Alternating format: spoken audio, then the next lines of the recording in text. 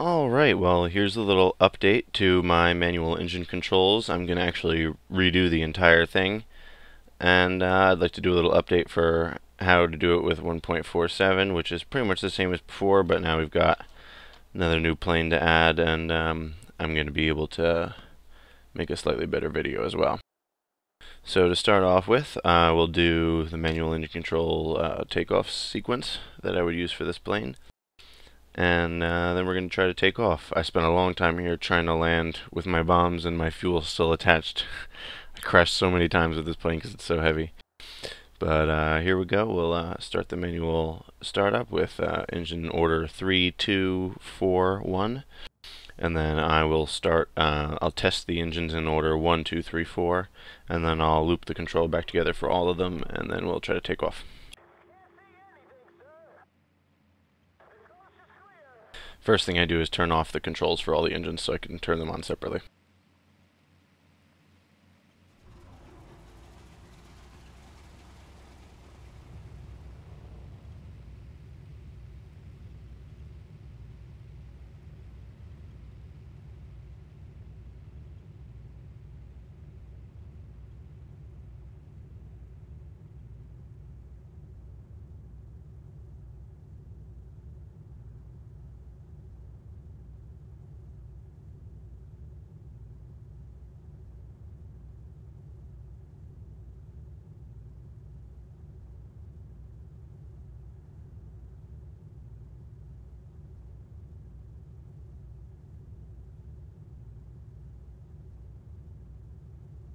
Okay, it looks like number 2 is running a little bit lower, but I think that might have just been a setting that I did.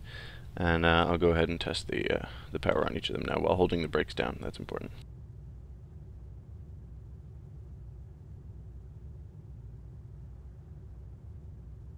Oops, I don't think I selected 1. Yeah, there you go, see.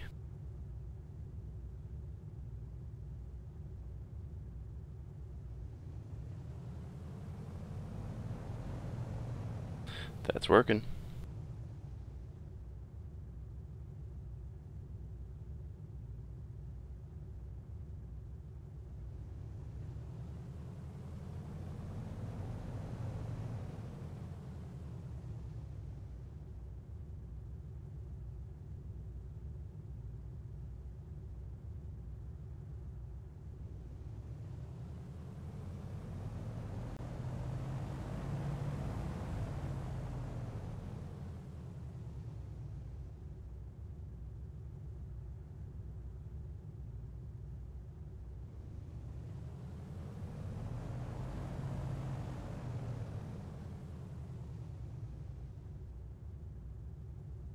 And they all work, and I'll link control back together for everything. Alright, and that's propeller synchronization as well. Do I have... thought I had radiator controls, but I guess I don't.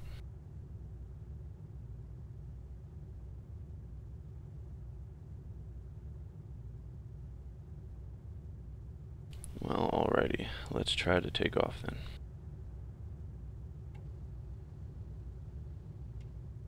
By the way, I love the slats in the takeoff for this. Oh, you can't see the landing ones. When it's landing, they come even further out and down. It's pretty cool. Alright, now the ultimate test here. I don't even know if I can take off from this airfield. What I'm going to do is apply, hang on a second, a lot of trim. Doesn't seem to be working.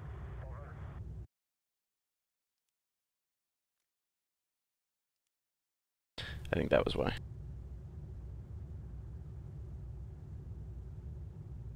Aha, that's why.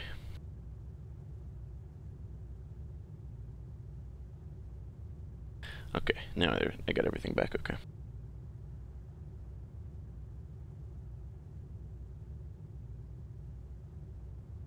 Alright, I believe now I can try to take off.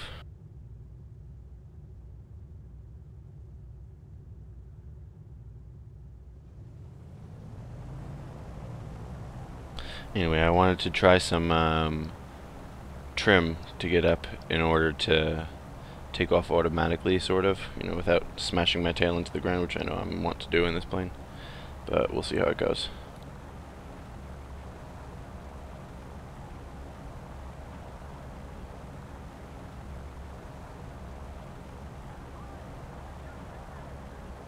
Wow, okay, I got it.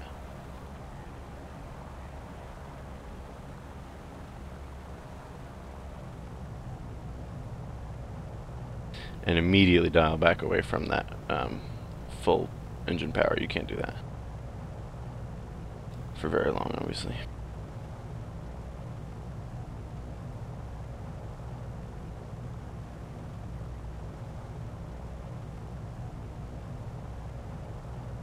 I'm almost gonna crash here.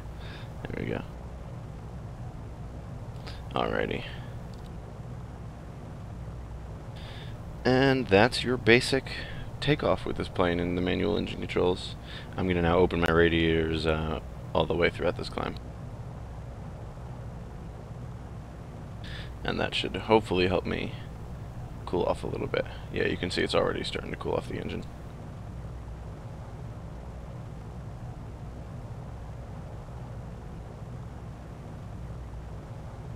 Alright, and that's your basic takeoff and climb out from the airfield. And my next video will be climbing up to your real altitude, as we will in real life. So next time you'll see me, it will be around 25,000 feet.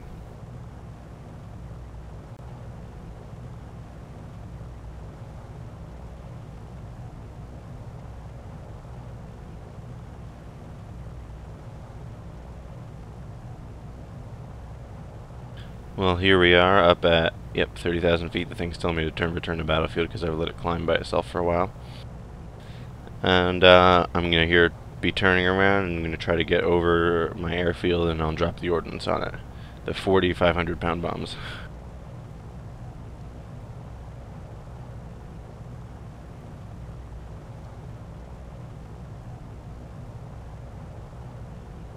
So as you can see, I've gone back to mouse aim just for a little bit because I let this climb while I was AFK for a while making lunch. So because I didn't want to stay here while it was going up to 30,000 feet.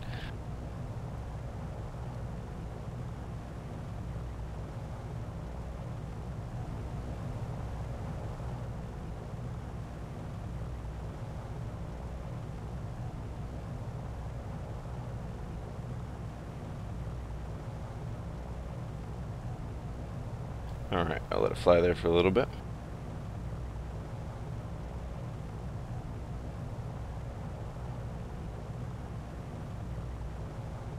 Pretty awesome plane, I gotta say.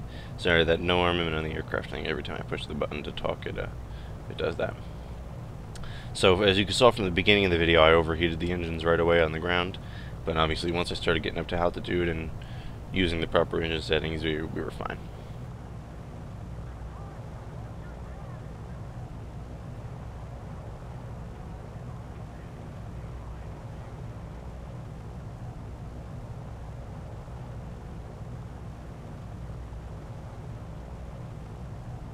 I think events would be really, really cool to have, like, MiG-15s versus B-29s.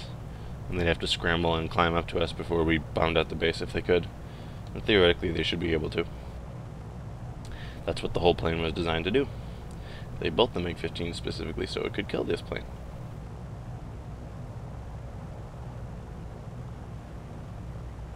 Alright, well, I'm going to go ahead and line up on the target here. I'll control it slowly to, going pretty slow, so...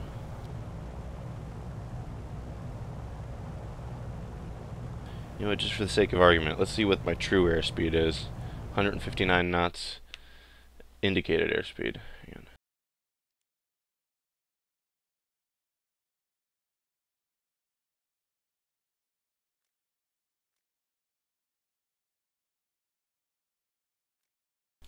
No. So I want true airspeed. Let's just see what my speed is.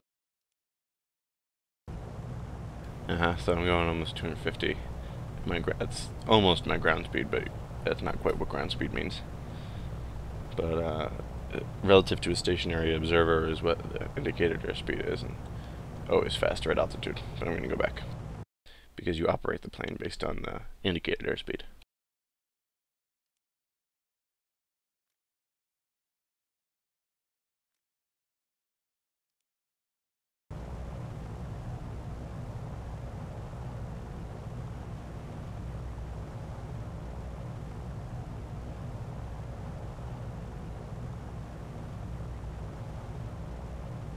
Whoops. That's dangerous.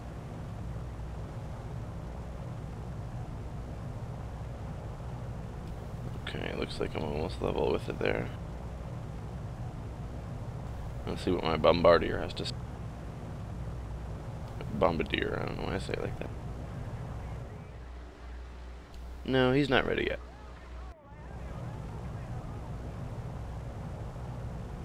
Oh, cool, I can just look down at it.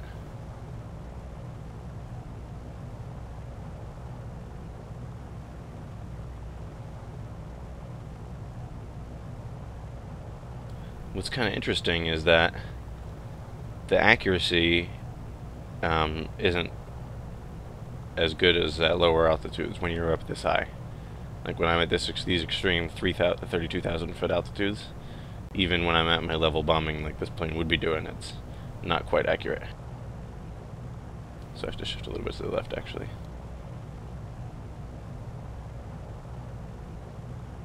Oh, not that much.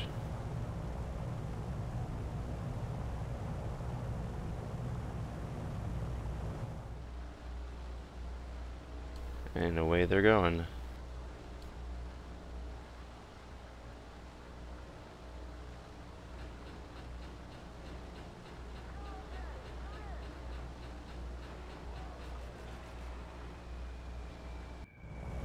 And bombs away. Oh, cool, I can actually watch it, but let's look at it from up here. I'm just going to use that to see where they are real quick, and then I'll look down. I'm actually going to head north a little bit while I descend, and then I'm going to land.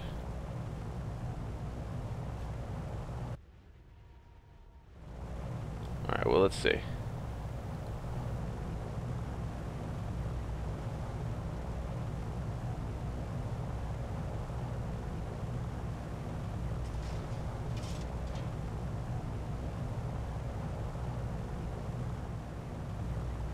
Could I not even see them?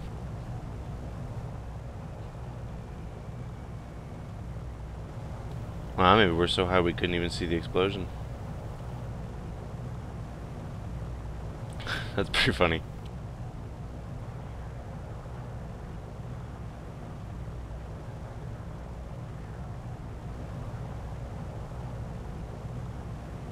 Well, I'm gonna go try to land there, and I guess we'll see it then, huh?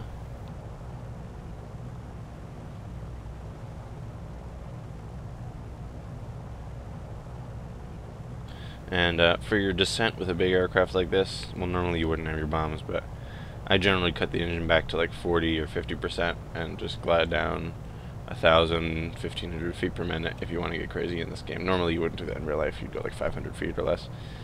But in this game, if you want to be trying to get down.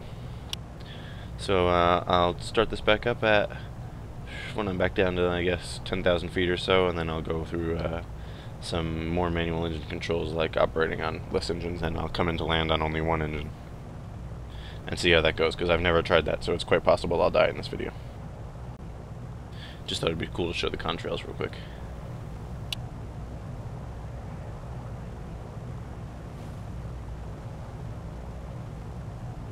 Nice. Okay, so here I am back down at a reasonable altitude. Let me get my engines back up to full here. Alright, so I'm going to go through the process of shutting down and feathering some engines. Let me try to trim for level or flight. Yeah, lots of trim needed to stay level in this. Yeah, 50% is pretty much real. Okay. So what I'm going to do is, like before, I'll turn off all the engine controls. So that means they're all running at 100% now, no matter what I do. Like if I do this, they're still running at 100%.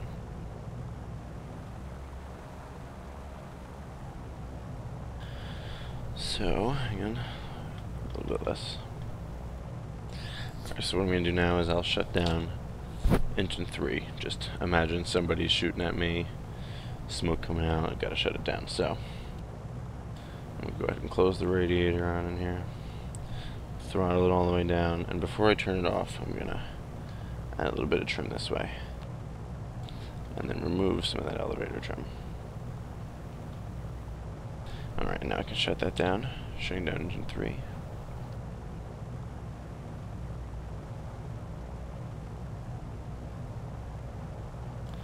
Alright, and I'm going to go ahead and feather that. Alright, now I'm going to shut off controls for engine 3. Put the radiator back up, bring it back up to 100 here. And the game's going to, like I mentioned, I think somewhere in the thread, that the game thinks that your props are feathered, so when I toggle 1, 2, and 4 back on, it's going to think they are, so I have to immediately turn prop feathering off, and then the engines will come back up. Alright, and then you hear them go off, and spool back up.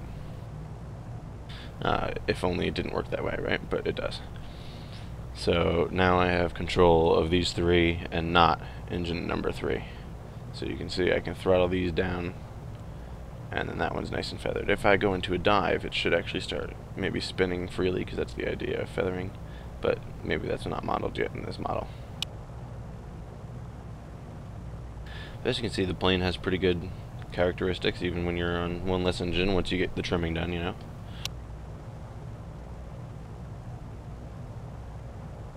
In fact, it didn't even need all that much.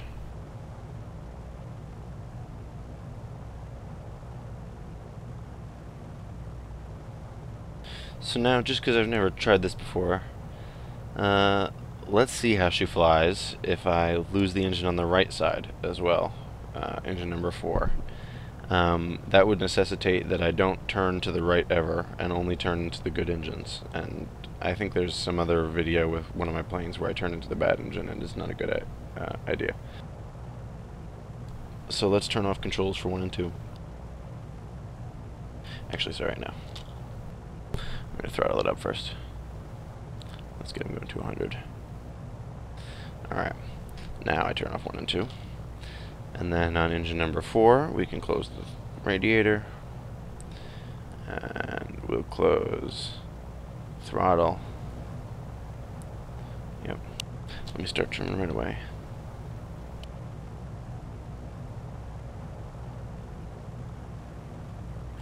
Alright, cut it.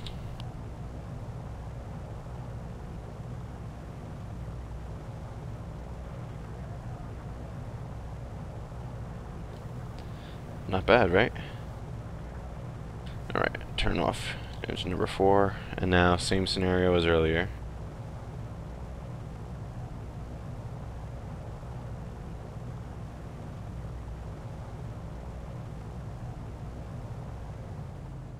And that was a bigger kick than before when they start going back on, but yeah, now 1 and 2 are back. Alright, so now let's try to land with my 2 right engines out. Starboard, I should say.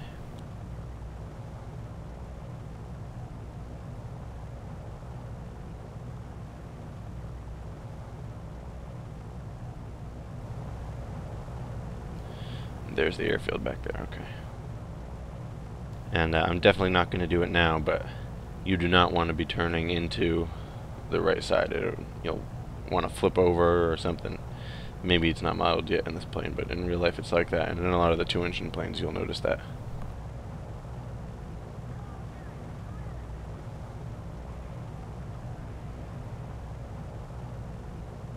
So I'm going to start descending a little bit more. The reason I kept 1 bomb is because I accidentally set the automatic reload of all my ordnance. So I didn't want that to be happening and have 20,000 pounds of bombs just appear in my stomach out of nothing. So I'll keep the 500-pounder and land like this.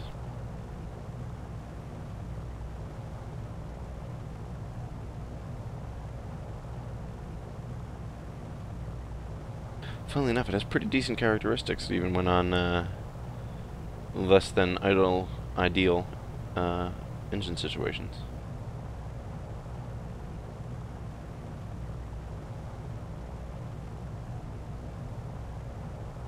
So as you can see, the main thing is being able to do those things like controlling which engine at the right time and shutting down the radiator and throttle and turning it off and feathering it and gathering the proper engines back so that you can still fly the plane afterwards. And doing that while you're being shot at is a very important thing if you want to try to fly a bomber properly. Once we get cockpits and real turret views, I think this is probably going to be what I do most of the time.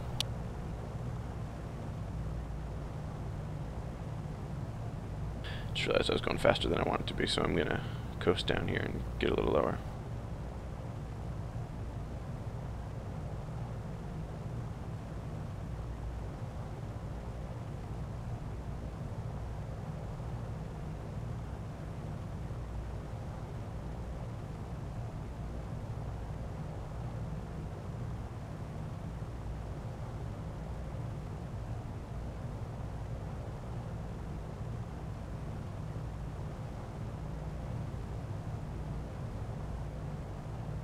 As you can see with everything feathered, there's a lot less drag on the plane. And as I'm diving here, even with no engine power, and the fact that it's a rather heavy aircraft, I'm actually gaining speed.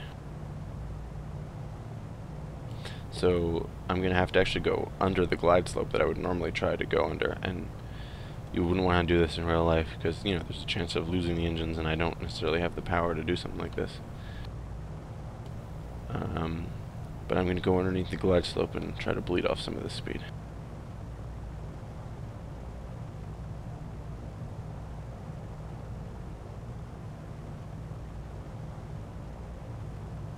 Gear down.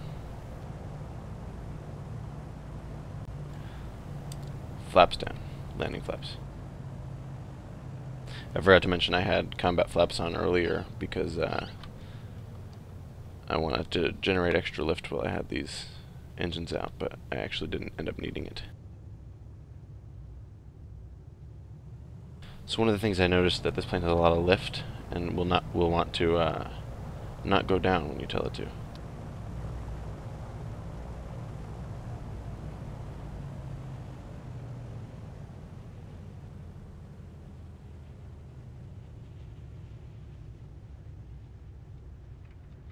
And we are safely back to Earth.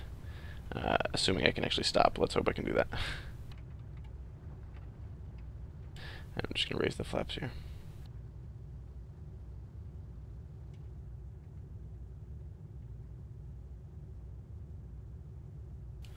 Alright, so as you can see there, I landed on just the two left engines on the port side of the ship here. And I was able to successfully feather the two engines on the right hand side, so hopefully that would help you in combat as well. You can also use this to shut off engine fires, and when the engine overheats itself, you can also sometimes use this to shut it down, cool it off, and sometimes even restart it in mid-flight. Let's see if I can do that. I'm not sure if I can restart an engine successfully now that it's off. Let's turn off the two engines that I have going. Select all my engines and turn off prop feathering. And now I'll just go ahead and just start engine number 3.